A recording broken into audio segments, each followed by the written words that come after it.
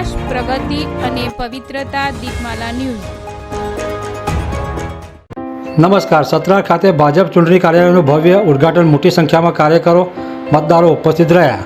કલોલ તાલુકાના સતરાલ ખાતે ભારતીય જનતા પાર્ટી દ્વારા જિલ્લા પંચાયત તથા તાલુકા પંચાયતની સીટ માટેના ઉમેદવારોના ચૂંટણી કાર્યાલયનું ઉદ્ઘાટન સમારોહ ભવ્ય રીતે યોજાયો હતો. આ કાર્યક્રમનું ઉદ્ઘાટન કલોલના ધારાસભ્ય શ્રી લક્ષ્મણજી ઠાકોરના હસ્તે કરવામાં આવ્યું હતું. કાર્યક્રમમાં પક્ષના આગેવાનો, કાર્યકરો, મોટી સંખ્યામાં સ્થાનિક મતદારો ઉપસ્થિત નોંધાઈ હતી. આ પ્રસંગે ભાજપના પ્રભારી શ્રી રમેશભાઈ સોલંકી ખાસ ઉપસ્થિત રહ્યા હતા અને કાર્યક્રમને માર્ગદર્શન આપ્યું હતું. ઉદ્ઘાટન સમારોહ દરમિયાન જિલ્લા પંચાયત અને તાલુકા પંચાયતના ઉમેદવારો સહિત વિવિધ આગેવાનો મંચાસીન રહ્યા હતા.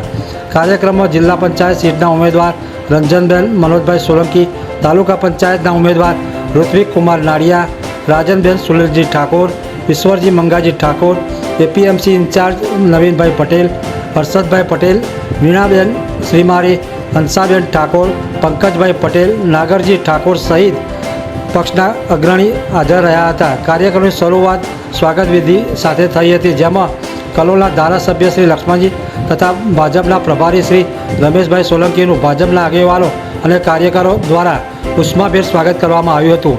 કાર્યાલયનું ઉદ્ઘાટન કર્યા બાદ ઉપસ્થિત નેતાઓ, કાર્યકરો સંબોધન કર્યું હતું. કલોલના ધારાસભ્ય શ્રી લક્ષ્મણજી ઠાકોર પોતાના સંબોધનમાં જણાવ્યું હતું કે પક્ષના ઉમેદવારો વિકાસમુખી દૃષ્ટિકોણ સાથે ચૂંટણીના મેદાનમાં ઉતર્યા છે અને જનતાના આશીર્વાદથી તેઓ વિશાળ બહુમતી સાથે વિજયી બનશે તેવો વિશ્વાસ વ્યક્ત કર્યો હતો. તેમણે મતદારોને લોકશાહી પ્રત્યેની પોતાની જવાબદારી નિભાવતા જંગી મતદાન કરવા અનુરોધ કર્યો હતો અને દેશના સ્વાર્ગી વિકાસમાં સહભાગી બનવા આહવાન કર્યું હતું. ભાજપના પ્રભારી શ્રી રમેશભાઈ સોલંકીએ પણ પોતાના પ્રવચનમાં પક્ષની નીતિઓ અને વિકાસના ઉલ્લેખ કરી ઉમેદવારોને સમર્થન આપવા મતદારોને અપીલ કરી હતી. તેમણે કાર્યકરોને ચૂંટણી પ્રચાર દરમિયાન સક્રિય રહી દરેક મતદારો સુધી પક્ષનો સંદેશ પહોંચાડવા માર્ગદર્શન આપ્યું હતું.